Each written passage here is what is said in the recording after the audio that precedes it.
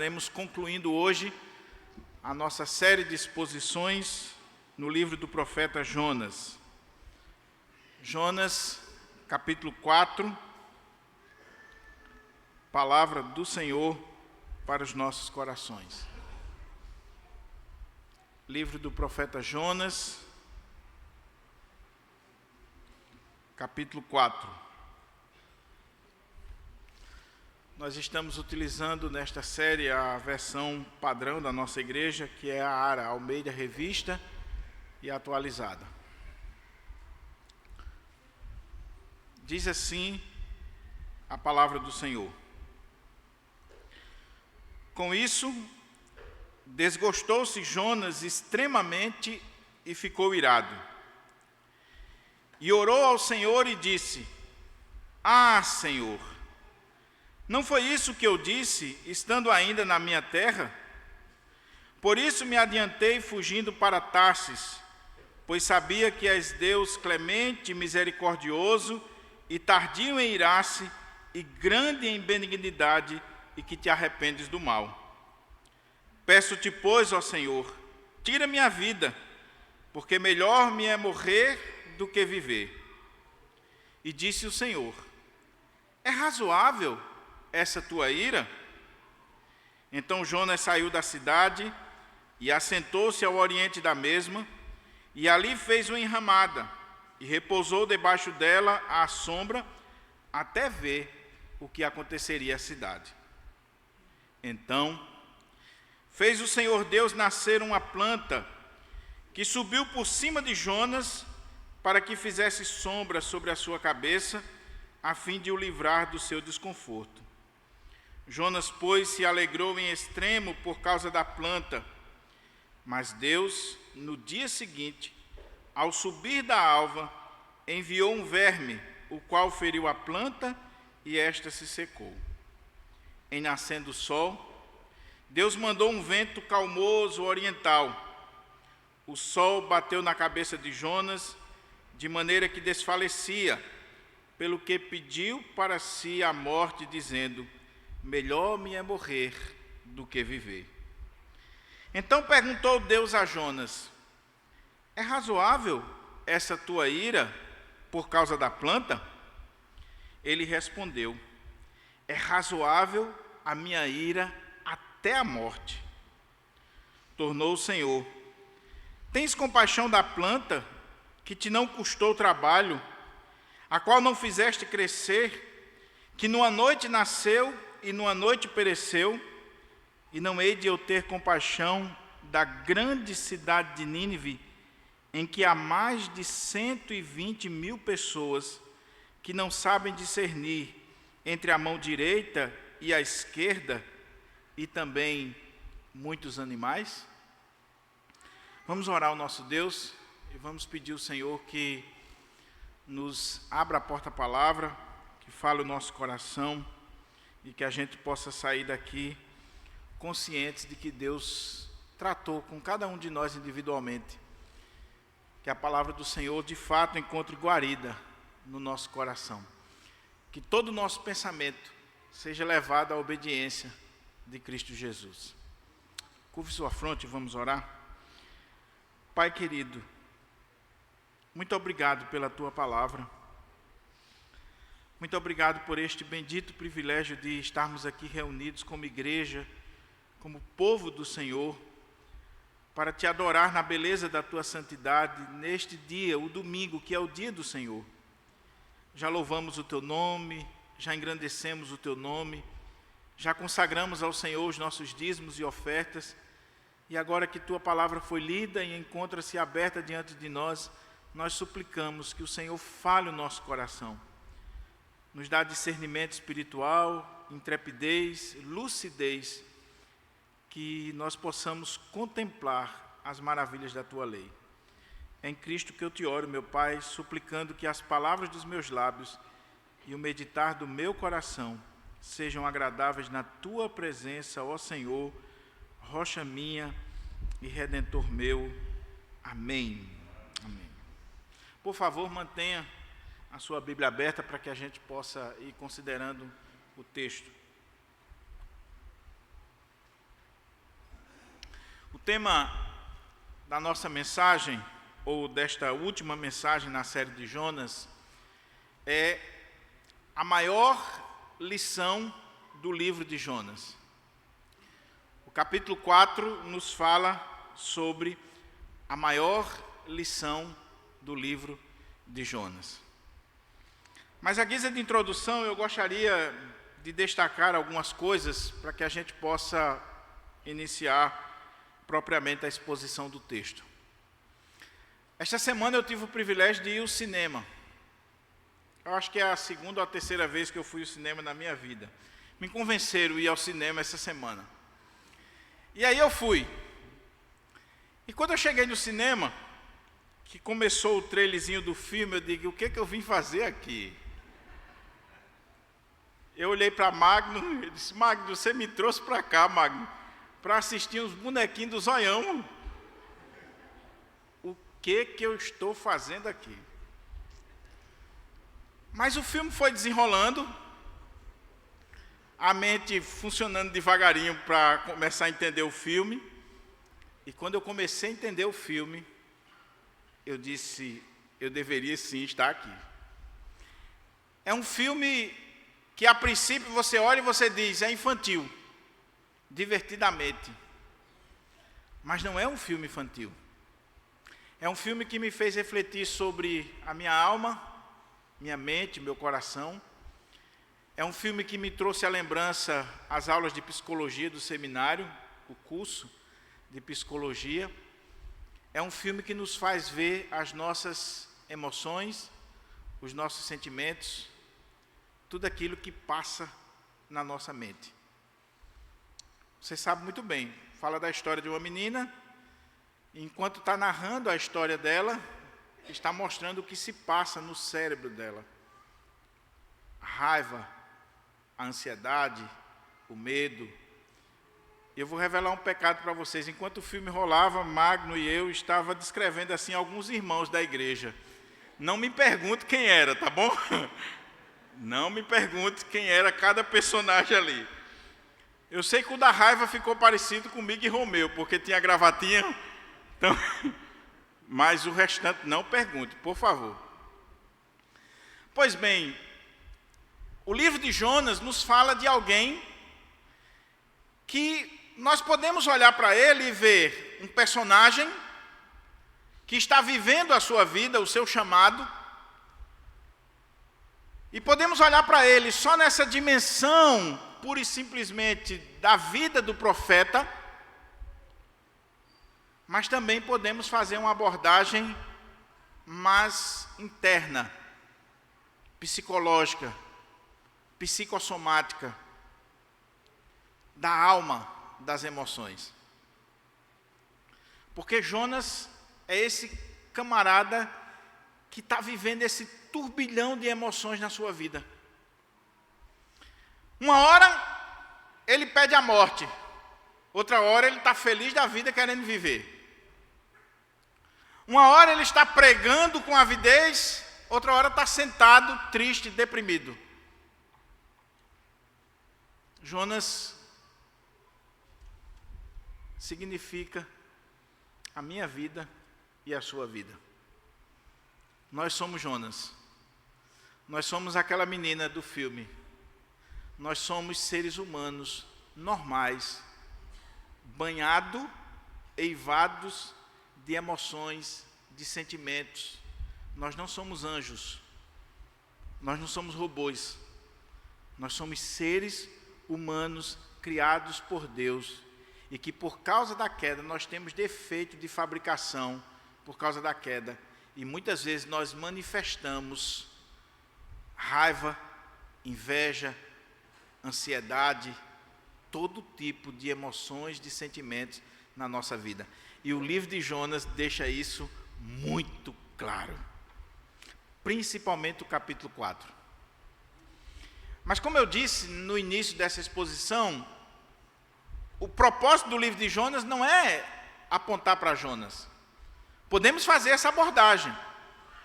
Podemos abrir um leque e olhar para essa perspectiva da vida de Jonas, sem problema algum. mas sem perder de vista qual é o foco principal do livro de Jonas, que é nos falar sobre Deus. A soberania de Deus, o poder de Deus, a misericórdia de Deus, o amor de Deus, a paciência de Deus. O livro de Jonas nos mostra os atributos de Deus. Quando nós olhamos para o livro de Jonas com reflexão, com a devida reflexão, nós aprendemos sobre Deus. Deus manifestando-se a partir da vida de pessoas comuns, como Jonas, como eu e você. Deus manifestando amor, manifestando misericórdia, manifestando paciência, perdão, soberania, mas na vida de gente como eu e você. A outra coisa que eu queria dizer, para a gente poder iniciar o texto, imagine que você é de direita, de extrema direita, e de repente um político de esquerda vem para a sua igreja. E não só vem para a sua igreja, ele se converte na sua igreja. Imagine que nós somos de direita, de extrema direita, e aqui em Pirangi chega o presidente da República, Lula, e diz: eu quero ser membro de Pirangi, e o meu pastor vai ser o pastor Diogo. Meu Deus do céu. Mas imagine que você é de esquerda, progressista, e quem chegou foi Bolsonaro. E disse: eu quero ser membro da sua igreja, e eu quero me congregar com você, e você vai ser o meu pastor. Que sentimento você manifestaria? É mais ou menos isso, guardado as devidas proporções, que está acontecendo com Jonas. Jonas é um profeta, como a gente viu em toda essa exposição, nacionalista. Jonas, diríamos hoje na linguagem pós-moderna, um patriota de carteirinha. Para Jonas só existe a nação de Israel, o seu povo. O resto que se dane. O seu povo é o povo da aliança, é o povo do pacto, é o povo que tem as promessas, que tem a lei, que tem os profetas e que tem Deus. Os pagãos vivam a sua vida. E se puder, vamos matar todos eles. Porque pagão bom é pagão morto. Aí de repente Deus chega para Jonas e diz: Jonas, estou chamando você para pregar em Nínive. Irmãos, receber um convite para pregar na Catedral Presbiteriana, na Igreja de Pinheiros, no Congresso, numa grande igreja é bênção. Mas Jonas não recebeu um convite assim. Jonas recebeu um convite para pregar na capital da Assíria, e os assírios eram os inimigos número 1 do povo de Deus, que estava dando uma colher de chá para o povo de Deus, porque estavam envolvidos numa guerra com o Egito. Estava deixando Israel um pouco de lado, porque Israel era pequenininho, não apresentava ameaça, dá para a gente cuidar depois. Jonas sabia muito bem que aquele povo era inimigo de Israel. E não só isso, era um povo sanguinário, um povo guerreiro, um povo mau, um povo extremamente mau, que esfolava os seus inimigos. E Deus disse: Jonas, você vai pregar na capital da Assíria, você vai pregar em Nínive. Jonas se dispôs, mas para fugir. Manda outro, Senhor, estou fora. Pregar para esse povo aí, pregar para os inimigos, pregar para os assírios. Eu não quero conversa com esse povo. Eu não quero saber desse povo. Esse povo é inimigo do teu povo, Senhor. Na cabeça de Jonas enquanto existir os assírios, enquanto existir Nínive, é risco para o meu povo. Eu não. E você sabe da história, nós vimos aqui na série, capítulo 1, o chamado de Jonas. Deus chama e Jonas é rebelde. Mas aí, depois Jonas compra a passagem, quer ir para a Espanha, quer ir para outro lugar totalmente diferente, e Deus manda tempestade, Deus faz com que Jonas seja descoberto, e Jonas é jogado no mar. No fundo do mar, Jonas ora ao Senhor, lá no ventre do peixe, e Deus tem misericórdia dele. O peixe já é símbolo da misericórdia de Deus na vida dele, e Deus manda que o peixe coloque Jonas de volta na praia. Chega o capítulo 3, e o capítulo 3 é Jonas agora cumprindo o seu chamado, a contragosto, fedendo a peixe, talvez com a pele escamada, talvez com uma aparência horrível, por causa do suco gástrico do peixe. Mas ele vai, e ele percorre aquela cidade, que era uma cidade grande, uma cidade esplendorosa.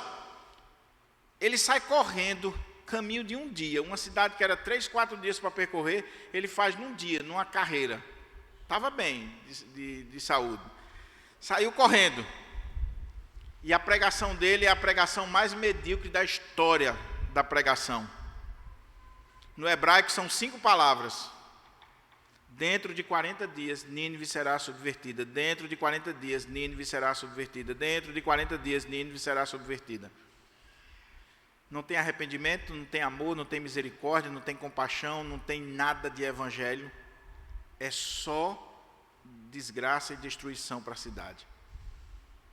Mas por incrível que pareça, mesmo Jonas sendo um pregador medíocre, com um sermão medíocre, sem preparo, sem calor, sem unção, sem nada, acontece o maior avivamento da história. Uma cidade inteira se converte, o rei é tocado, manda fazer um jejum até dos animais. Deus salva aquele povo. Aí chega o capítulo 4. Então nós vimos o chamado, capítulo 1, a oração, capítulo 2, a pregação, capítulo 3, e aí chega o capítulo 4 de Jonas, a maior lição do livro de Jonas. Qual é a maior lição do livro de Jonas?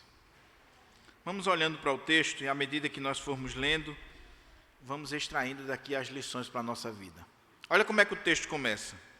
Com isso, desgostou-se Jonas extremamente e ficou irado.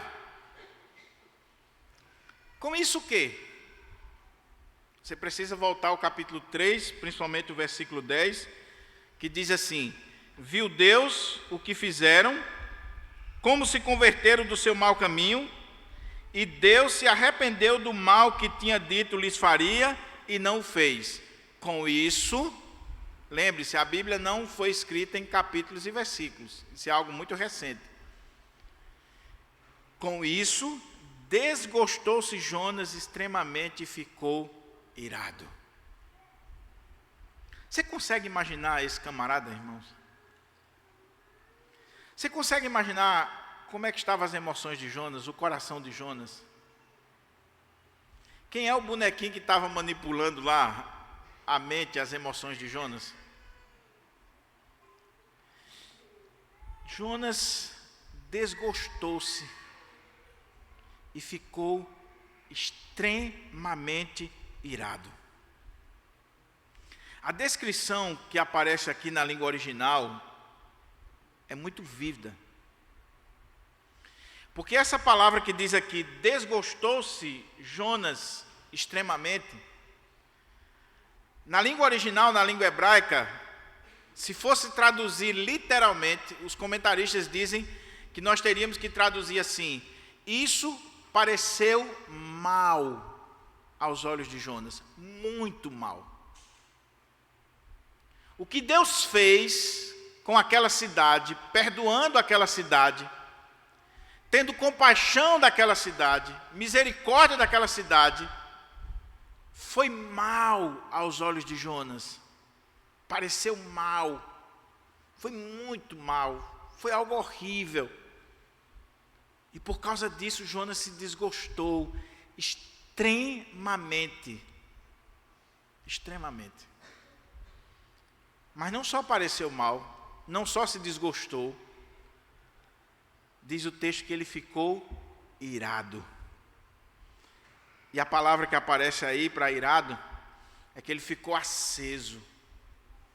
Ele ficou pegando fogo.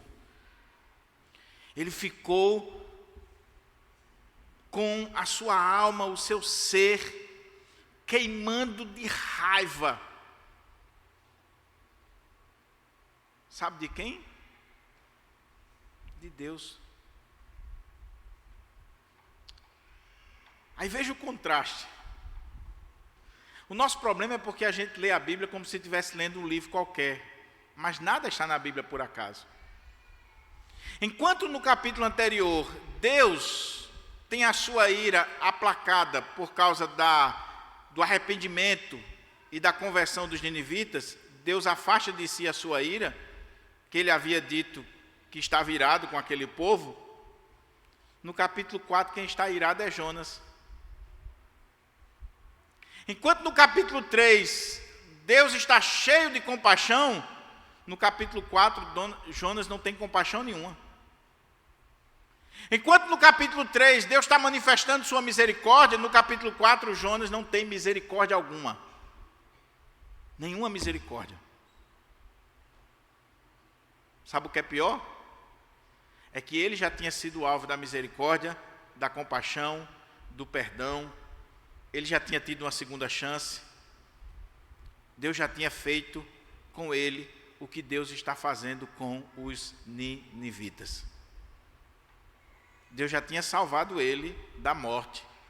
Deus já tinha perdoado. Deus já tinha dado uma segunda chance. Já tinha mandado peixe para livrar a vida dele. Mas ele esqueceu. Ele esqueceu. Esqueceu que se Deus é misericordioso comigo, por que ele não pode ser com o meu semelhante? Com isso, desgostou-se Jonas extremamente e ficou irado. Irado com Deus, com a graça, com a misericórdia, com o perdão, com o favor, com a bondade, a benignidade de Deus. Cá entre nós, meu irmão, você já ficou com raiva de Deus já? Não, você é crente mais do que eu, do que o pastor Romeu, você é nota 10. Você nunca ficou zangado com o Papai do Céu. Principalmente quando o Papai do Céu abençoa aquela pessoa que você não queria que ele abençoasse. Não é não? Você levou um fora daquele e o Papai do Céu está abençoando que a pessoa arrumou um namorado mais bonito, está feliz da vida. Você nunca ficou com raiva do Papai do Céu, não. Mas o que ele fez? Ele é crente. E crente ora, mesmo com raiva. Crente ora. E como diz o texto do boletim, oração nunca é demais. Leia o texto do boletim. Crente ora. Mesmo que esteja com raiva, mesmo que a alma esteja em frangalhos, mesmo que as emoções estejam pulando, crente ora. Aí olha Jonas orando agora. E orou ao Senhor e disse: que coisa maravilhosa, meu irmão. Porque Jonas orou. Abrindo parênteses, você ora?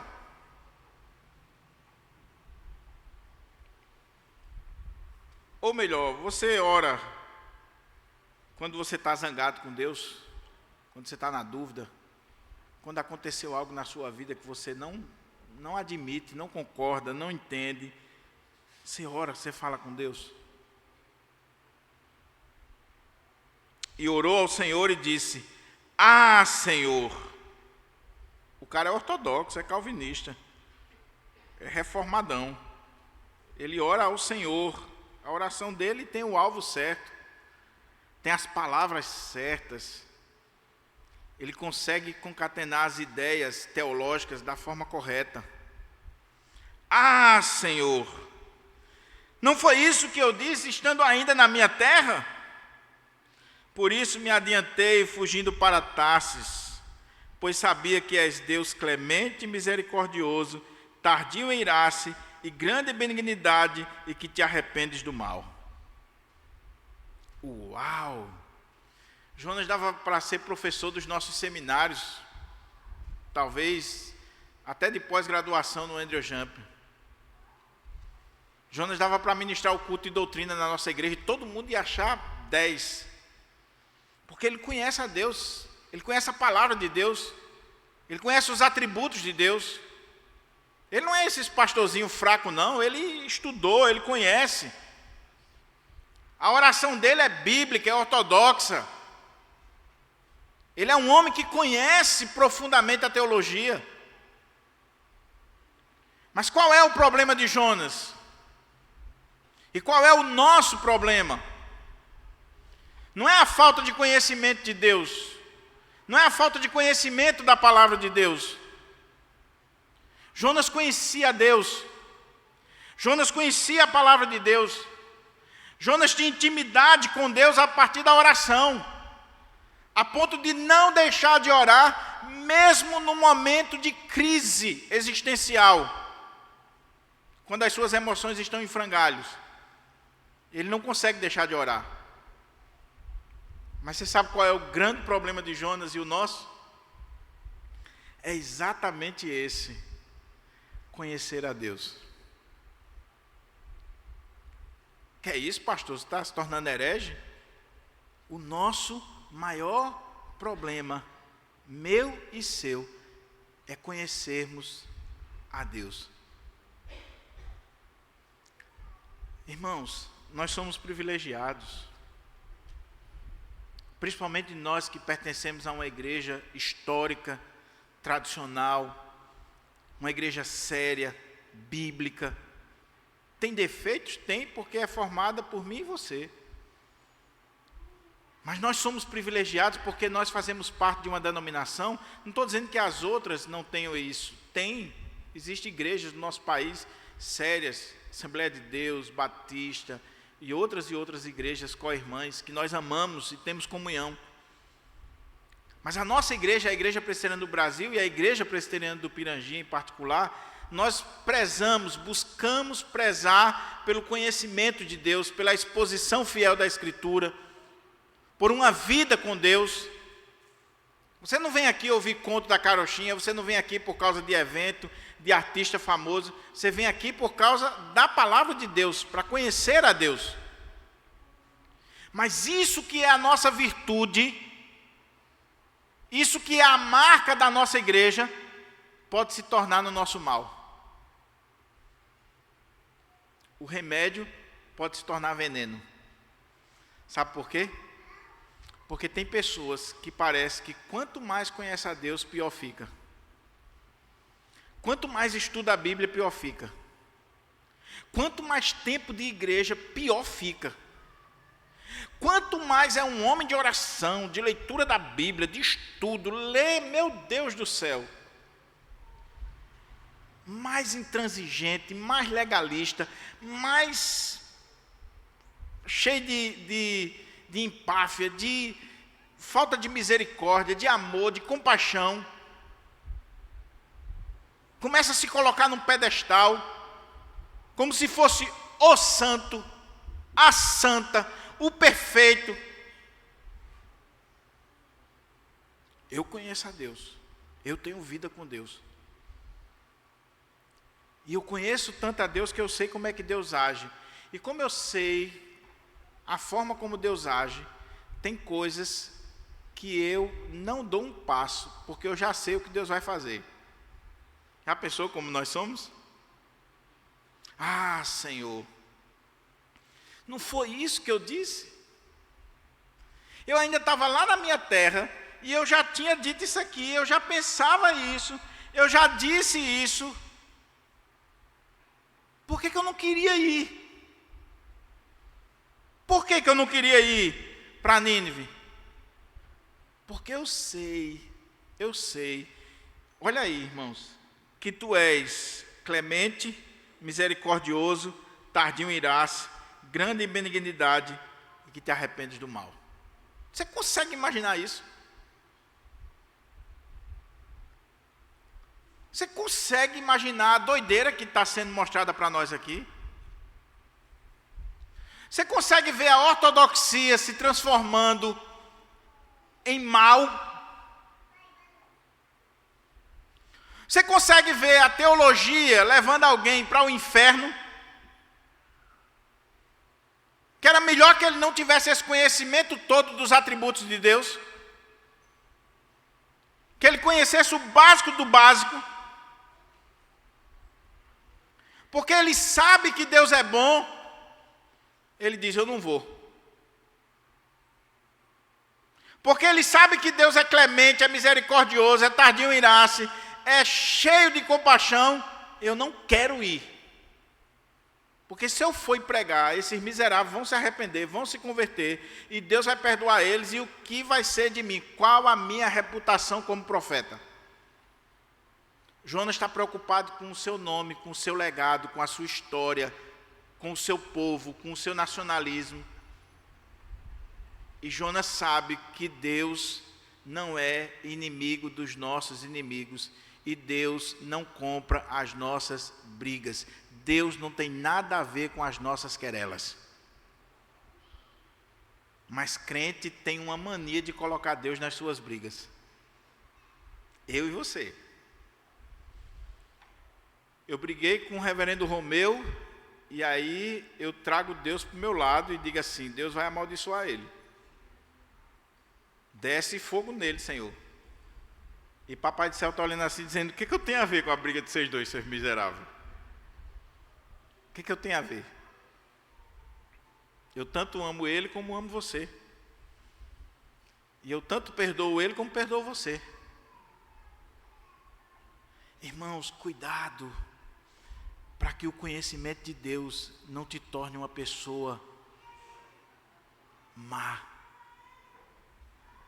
Você está envolvido com o sagrado, envolvido com as coisas de Deus. Você tem a mente cheia da Bíblia, cheia da teologia, mas um coração petrificado, insensível, cheio de ódio. Cheio de ódio. Não consegue amar o ser humano.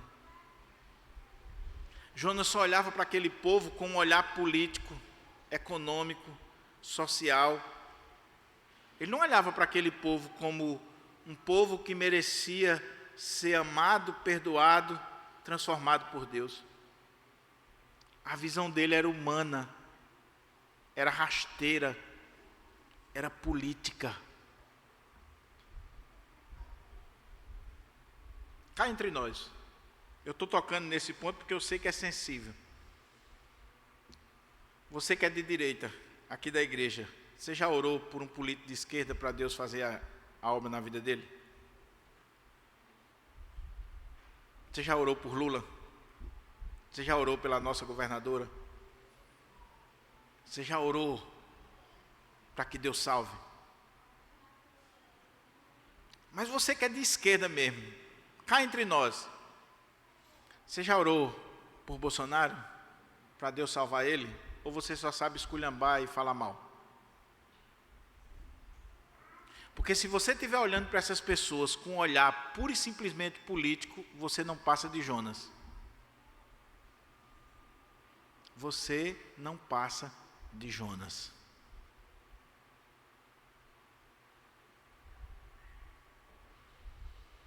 Eu lembro de um pastor, ele disse que no auge da política em São Paulo, ele odiava Paulo Maluf. Era ideologias completamente diferentes. Aí ele disse que um dia estava num evento e estava aquele senhor lá, e ele disse que olhou para aquele senhor, um sentimento todo de aversão. Mas aí a netinha daquele homem chegou perto dele, abraçou ele, ele viu aquele homem suado, ele olhou para ele, e pela primeira vez ele viu não como um político, mas como um ser humano. Como um ser humano. E ele disse que despertou assim, cara, que está se tornando o meu coração? Ah, Senhor, eu te conheço. Eu conheço a tua palavra. Eu sou crente. Eu sou membro da igreja do Pirangi, sou ovelha do pastor Diogo e do reverendo Romeu. Então, como eu sei a sua maneira de agir, que o Senhor é bom, não queira que eu vá conversar com aquelas pessoas, não. Não queira que eu vá pedir perdão, nem vá levar a tua palavra, nem vá deixar alguma coisa para aquela pessoa, não, porque o Senhor sabe que eu não gosto dela. E eu sei que o Senhor vai perdoar ela, que o Senhor vai amar. Peço-te, pois, ó Senhor, tira minha vida, porque melhor me é morrer do que viver. Olha como é que está o coração desse homem. Irmãos, eu não sei você, eu fico assustado quando eu leio isso aqui. E o pior, crente de verdade, de vez em quando ele tem essa mania aqui de pedir para o Senhor tirar ele. Foi assim com Moisés, foi assim com Elias, é assim com Jonas. Quando fica emburrado, Senhor, chegou o meu tempo, tira a minha vida. E é fuga, quer fugir. Quer fugir, não é fugir só no corredor quando vem aquela pessoa que você não gosta, não. Mas é que chega a hora que o Papai do Céu vai encurralando de tal forma a vida da gente, e diz assim, Senhor, é melhor tirar a minha vida do que querer que eu faça isso aí. É melhor. Quando mexe com os brios, quando mexe com o orgulho, tira a minha vida, Senhor. Aí Deus, irmãos, Deus é maravilhoso. Louvado seja o Senhor. Porque mesmo Jonas orando com raiva, mesmo Jonas falando dessas asneiras que ele falou aqui, com um fundamento teológico até bom, Deus ouviu sua oração. Deus ouve. Eu tinha um membro na igreja, que você sabe muito bem, que é o maior teólogo que influenciou minha vida, o irmão Severino. Para mim foi o melhor professor que eu tive até hoje, de teologia. O irmão Severino um dia chegou para mim e disse, meu pastor, eu estava lendo a Bíblia, e eu tive uma raiva muito grande de Moisés. Digo, o senhor teve uma raiva de Moisés? Tive, meu pastor. E eu chorei. Por que o senhor chorou? Ele disse, porque meu Deus é muito bom, e eu sou ruim. Porque Moisés, Deus fez tudo por Moisés, e eu estava lendo a história, como Deus agiu na vida dele. Aí chega lá na frente, o camarada emburrado, aí diz assim, risca meu nome do teu livro. Ele disse, se fosse eu rachava Moisés no meio. Caba de pé, eu vou rachar você no meio, seu atrevido. Mas como nosso Deus é bom, diante das nossas besteiras, das nossas palavras mal postas e às vezes até malditas, Deus nos escuta e Deus tem compaixão de nós. E tem oração nossa que Deus está olhando assim, meu filho, você não sabe o que você está pedindo, meu filho. As suas emoções estão abaladas. Você não está vendo que a ansiedade está nos botãozinhos. Você não está vendo que é o medo, você não está vendo que é isso, você não está vendo que é aquilo.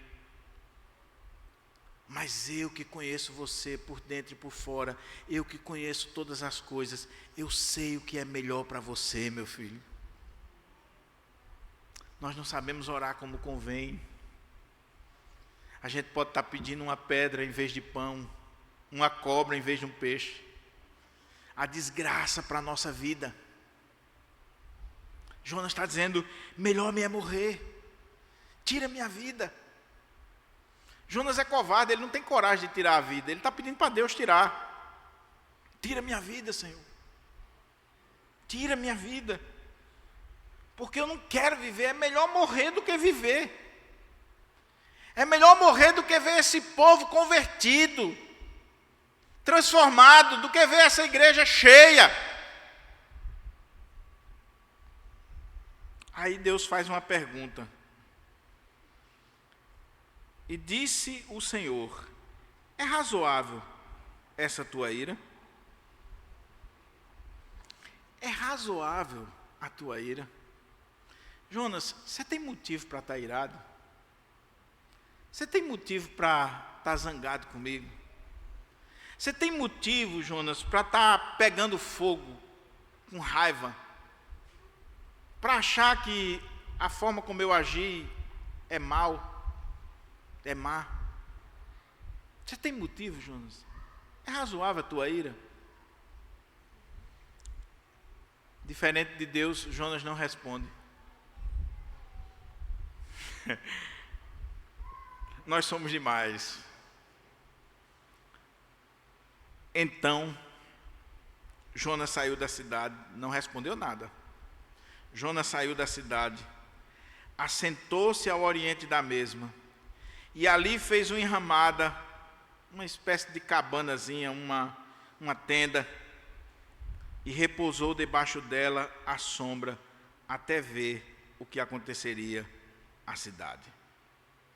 Jonas não respondeu nada, mas como ele era profeta, como ele era reverendo, ele achou assim: Deus ainda vai mudar de ideia, porque eu orei direitinho, afinal de contas eu sou pastor e a oração do pastor é mais forte. Deus vai mudar, Deus vai matar aqueles miseráveis, Deus vai fazer com que a igreja do outro não prospere, Deus vai cumprir a minha oração, não é possível. Ou então me mata, mas como Deus é bom, eu vou esperar. Alguns estudiosos dizem que talvez ele esperou os 40 dias. Ficou lá. E os ninivitas não morreram. E quando chegou aos 40 dias que a pregação de Jonas, a mensagem não se cumpriu, provavelmente o povo fez festa. Imagine, chegou o dia de cumprir-se, não se cumpriu, Deus atendeu o povo, Deus teve misericórdia do povo, o povo realmente foi ouvido por Deus. E aí, o que provavelmente aconteceu ali? Festa, alegria, regozijo.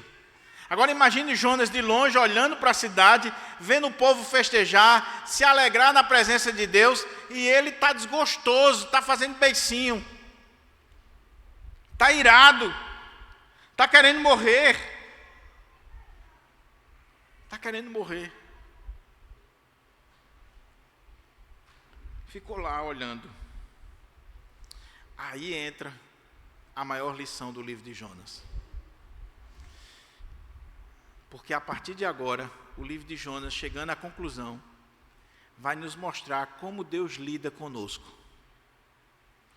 Como Deus, preste atenção, como diz o Rev Romeu, olho no olho, como Deus sabe expor a nossa hipocrisia.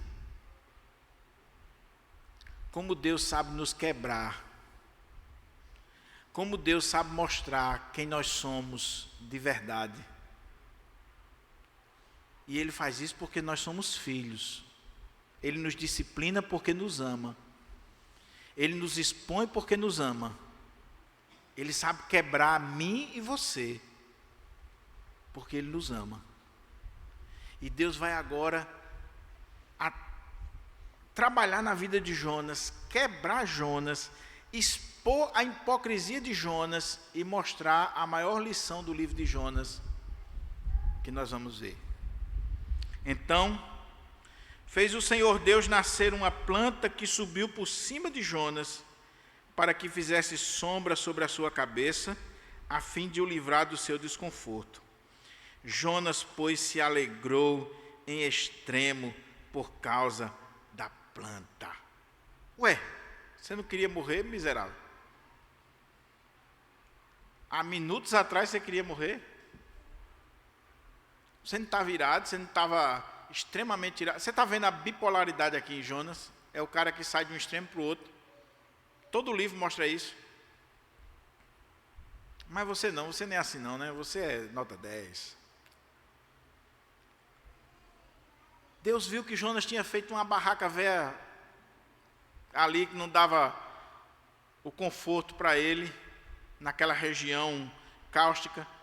Aí Deus vai, diz, eu vou dar uma lição em Jonas, mas essa lição não é para Jonas somente, essa lição é para mim e você, hoje aqui. Eu vou dar uma lição no reverendo Diogo, eu vou dar uma lição no reverendo Romeu, no pastor Enoque, na irmã Maria, no irmão fulano, Beltrano, eu vou dar uma lição. É assim que Deus faz conosco. Eu vou trazer um conforto para a vida dele, para a vida dela. Eu vou dar aqui uma colher de chá. E aí Deus faz nascer essa planta. A planta sobe por cima de Jonas, não sabemos que planta é essa. Na história da igreja, os teólogos discutem, aí é problema dos teólogos, se você quiser discutir depois na feijoada, é problema seu. Não sei que planta era essa. Algumas traduções colocam a boboreira, aí tem discussões e mais discussões, eu lendo os comentários, meu Deus do céu, isso é só para vender livro. Porque fica discutindo se é uma oliveira, o que danado é essa planta, não interessa, o que interessa é a lição. É a lição. Tem uma discussão muito grande entre Agostinho e Jerônimo sobre que planta era essa, a tradução do texto. Mas o importante é que Deus fez uma planta nascer, e essa planta ela tinha as suas folhas grandes a ponto de trazer sombra, e trouxe conforto para Jonas. E Jonas se alegrou. Sabe por quê, irmãos? Porque quando é com a gente se alegra, não é não? A gente acha que Deus tem a obrigação de nos dar o melhor, de nos dar conforto, de abrir portas para nós, de fazer o melhor. Nós só nos preocupamos conosco mesmo. Se eu estou bem, o resto que se dane. Aí você diz, não, pastor, eu não sou assim não, nada. O mundo sabe tanto disso que as empresas de marketing, ela explora isso em nós. E eu já falei aqui várias vezes, tem um livro que eu já li várias vezes, já dei de presente também, de Dale Carnegie, Como Fazer Amigos e Influenciar Pessoas. Dale Carnegie diz que todo ser humano tem um senso de importância. E quando você sabe utilizar isso muito bem, você tem a pessoa na sua mão. Alguns usam para o bem, outros usam para o mal. É o senso de importância. Aí você, orgulho de si mesmo. Aí você diz, não, não sou assim não. Não, se eu chamar todo mundo aqui para frente para tirar uma foto, quem é a primeira pessoa que você vai olhar na foto se ficou legal? E se não ficou legal, você vai querer que todo mundo volte para tirar a foto de novo, porque seu cabelo saiu assanhado. Jonas estava lá agora, no conforto, tinha feito uma barraquinha simples, e Deus agora trouxe uma planta que cobriu a barraca de Jonas, sombra e água fresca, bênção. Vamos contar a bênção no culto. Deus está me abençoando, Deus está abrindo portas, está de vento em popa a minha vida, pastor. Meu ministério está na bênção, Deus está abençoando, Deus é bom demais. Mas você não queria morrer não, deixa mais uns dias. Parece até um irmão aqui da nossa igreja que dizia para mim na construção aqui, reverendo, quando terminar esse templo, Jesus pode me levar. Aí o tempo está terminado. Disse, não, quando climatizar. Aí tá bom, vamos fazer a climatização. Não, é porque ainda tem os banheiros para fazer. Somos nós. Aí Jonas está lá feliz da vida, com aquela barracazinha. Irmãos, são tantas coisas, eu prometo que eu estou quase terminando. Não acredite.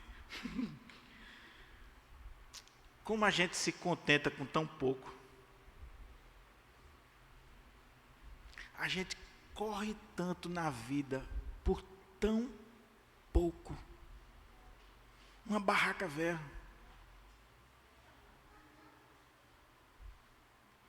Uma planta que está fazendo sombra. Você já viu como você corre por coisas tão pequenas? Tão pequena. Você já viu que você está desgastando a sua vida por coisas efêmeras, passageiras? Ah, pastor, quer dizer que eu não vou trabalhar, não vou fazer investimento? Não é isso que eu estou dizendo não, miserável. O que eu estou dizendo é cuidado para você não estar entrando nessa roda de que você corre, e você está sendo levado a se satisfazer com coisas tão efêmeras, tão passageiras, que não é de fato aquilo que traz sentido para a nossa vida. Jonas se alegrou com uma barraca, uma planta, e você está se alegrando com o quê? A sua vida está se resumindo a quê? Tem gente que o sentido da vida dele é o carro, e o miserável alisa mais o carro do que a mulher tem inveja do carro dele.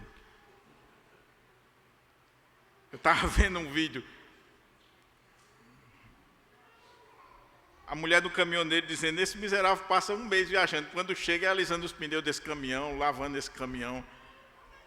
Mas não é só o caminhoneiro, não. Tem marido, minha irmã, que ele queria que você cuidasse tão bem dele como você cuida da casa. Como você se preocupa com essas porcarias que vão para o lixo depois. Cuidado. Se a sua vida se resume a um sofá, a uma casa, a um carro, a bens, você está se contentando com coisa muito pequena. E se você não desfruta, eu não estou dizendo que você não desfrute daquilo que Deus lhe dá, desfrute. Porque se você está juntando dinheiro e você não desfrutar, eu já disse aqui várias vezes, eu tenho até que mudar o repertório, né, Giovana? Giovana é quem pega no meu pé.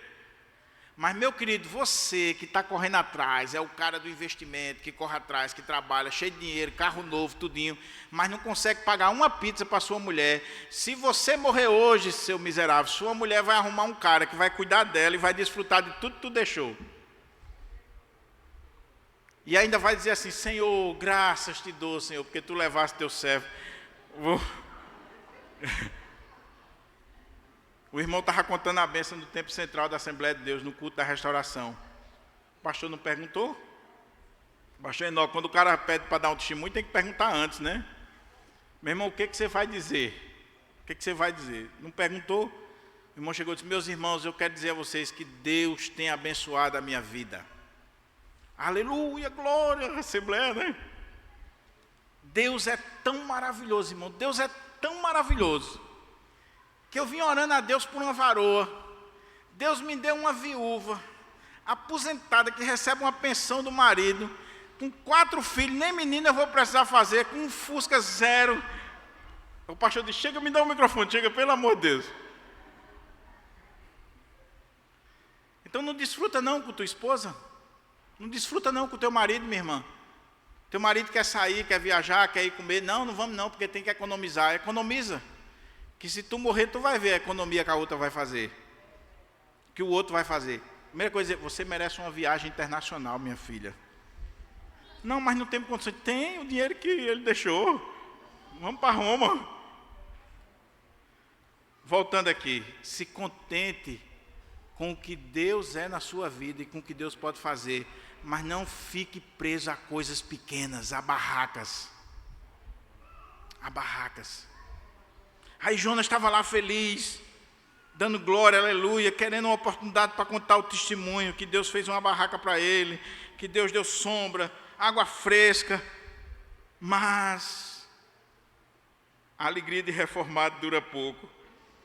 Mas Deus, não foi o capeta, não foi o inimigo, mas Deus, no dia seguinte, ao subir da alva, enviou um verme. Esse Deus que é soberano, que controla todas as coisas, até os vermes.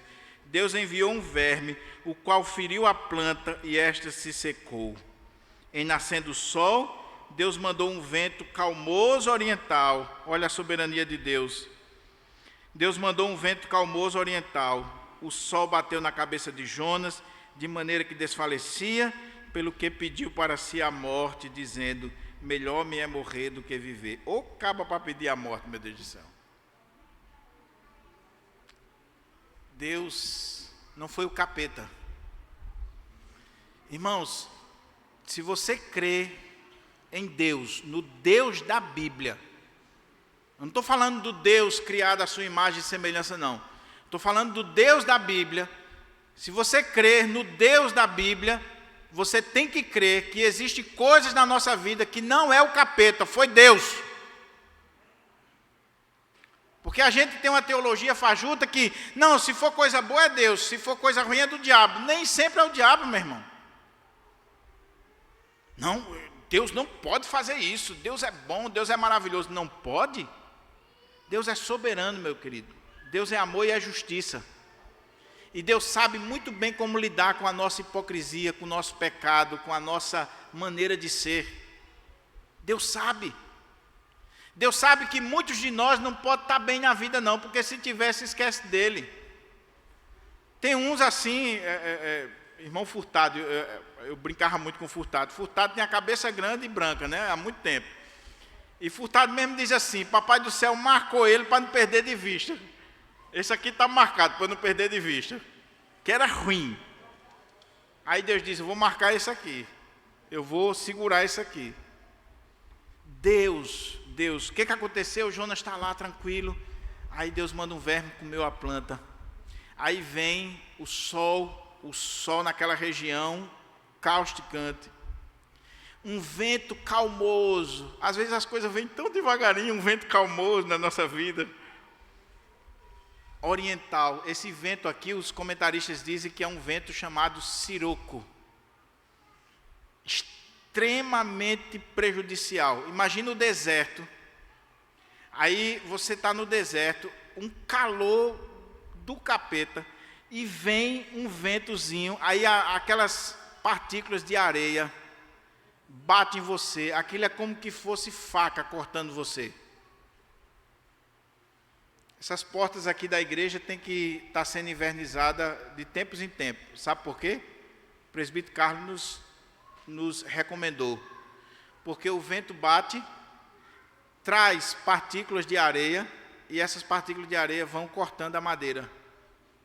É quase imperceptível, mas daqui a pouco você vê a porta rachada.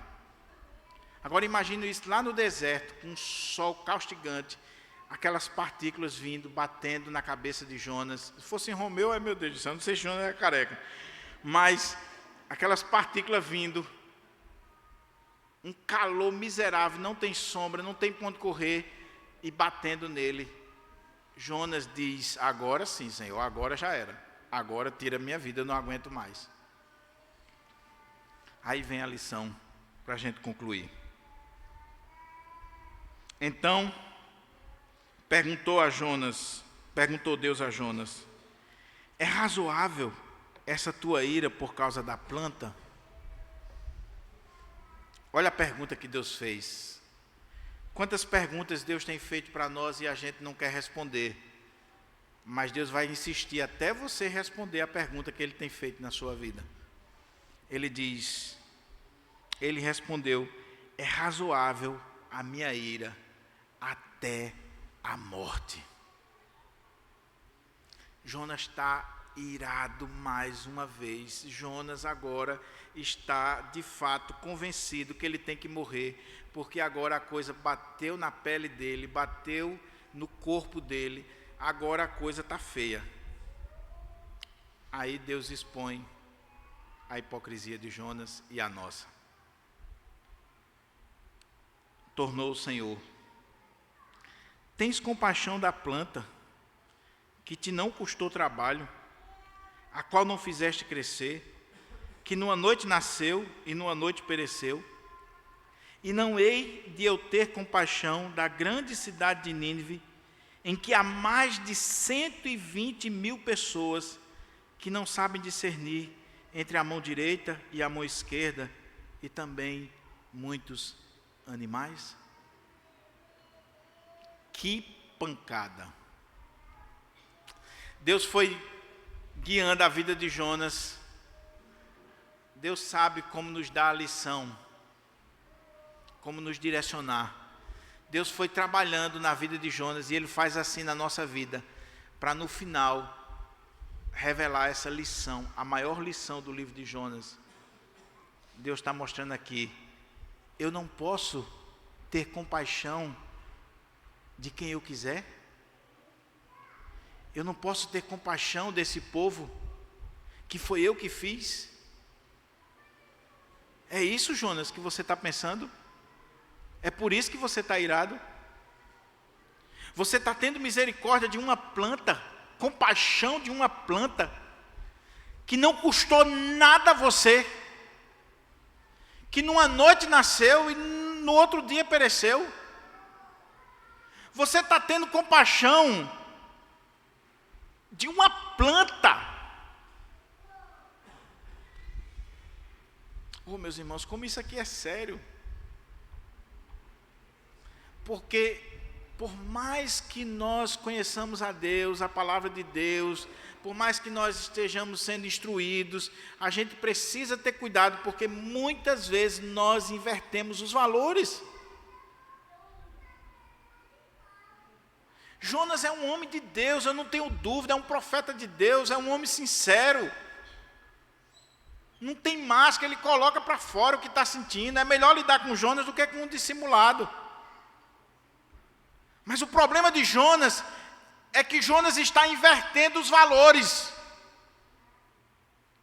Jonas está com mais compaixão de uma planta porque ele traz benefício do que com compaixão com o ser humano. Inversão de valores. E é isso que nós estamos vendo todos os dias aí fora.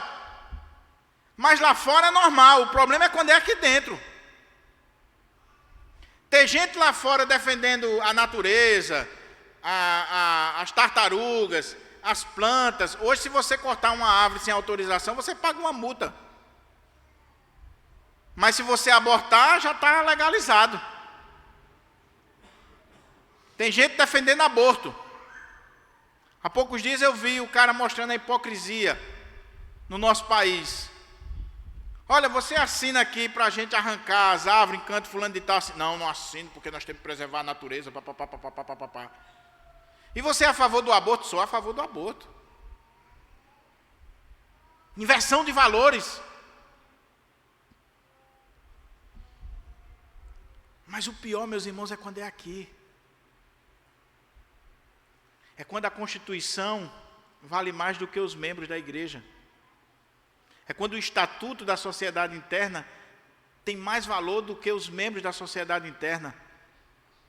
Eu não estou nem aí se eu vou ferir, se eu vou destruir, se a pessoa vai embora. Eu não estou nem aí, o importante é cumprir a lei ao pé da risca. Não estou nem aí, eu não tenho compaixão não, comigo é a lei. Eu não tenho compaixão.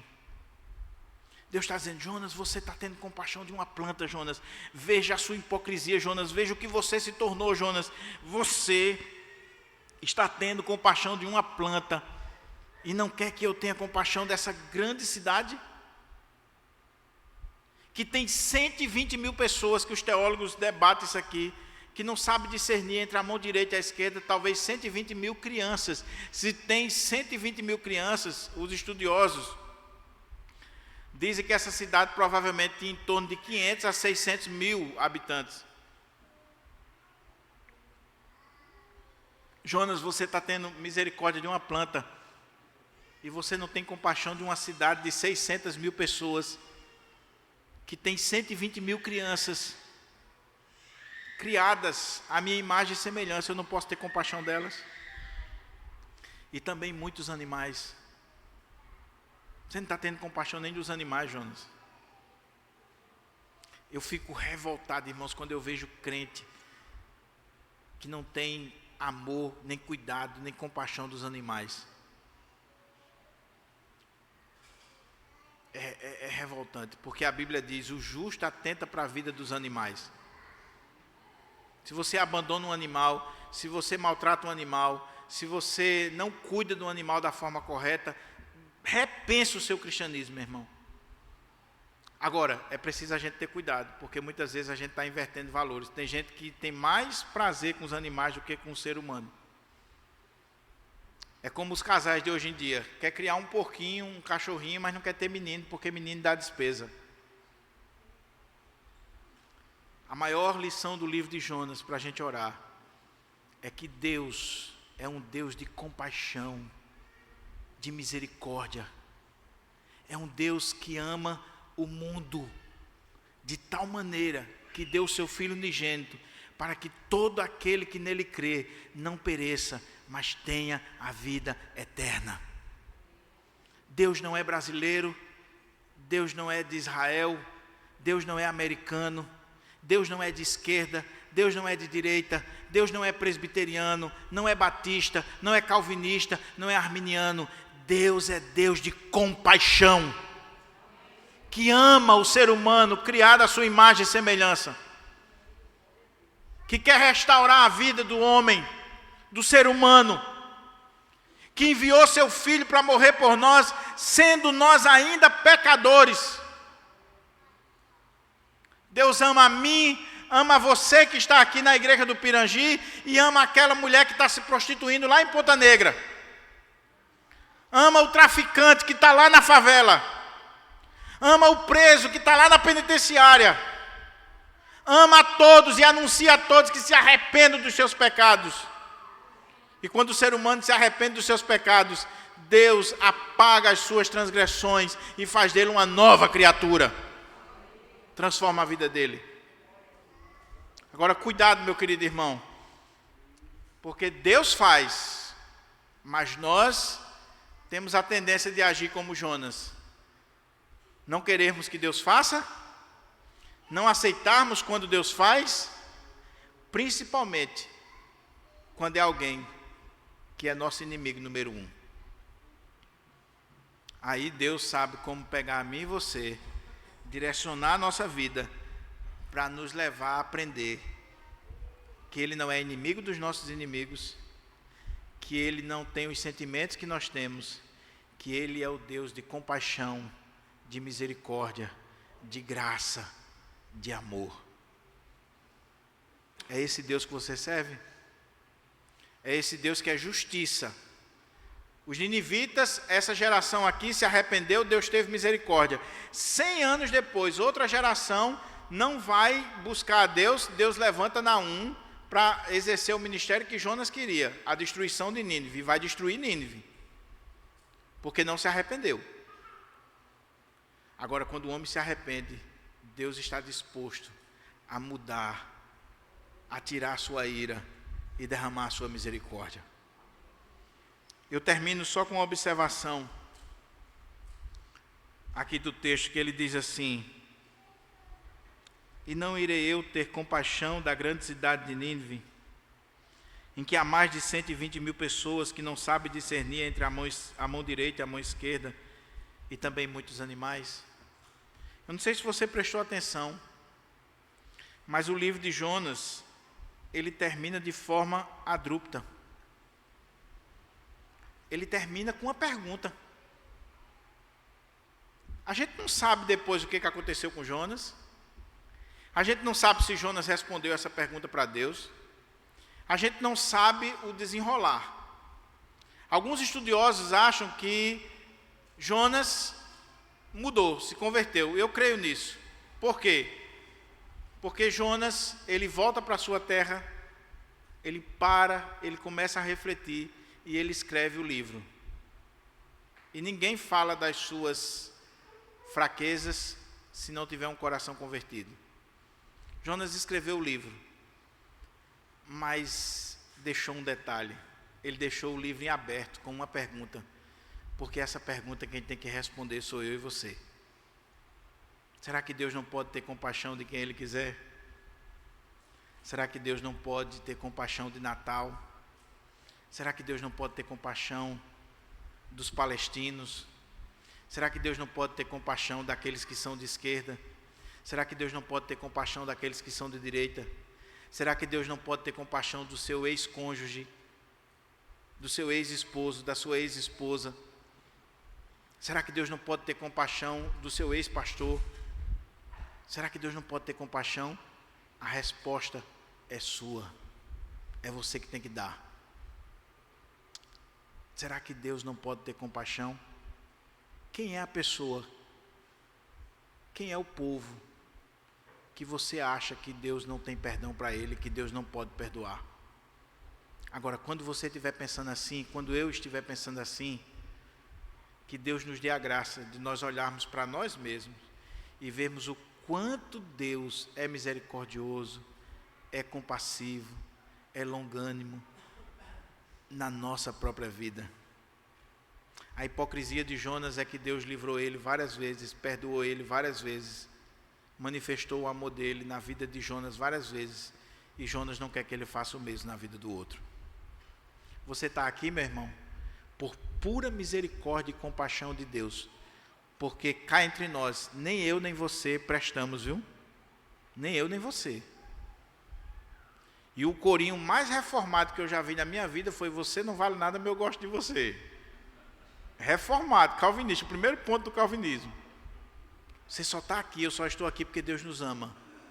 Então, quem somos nós para limitar o amor de Deus na vida de outro? Quem somos nós para limitar o amor de Deus, a compaixão de Deus na vida de outro? Cuidado, cuidado. Vamos orar? Você pode ficar de pé?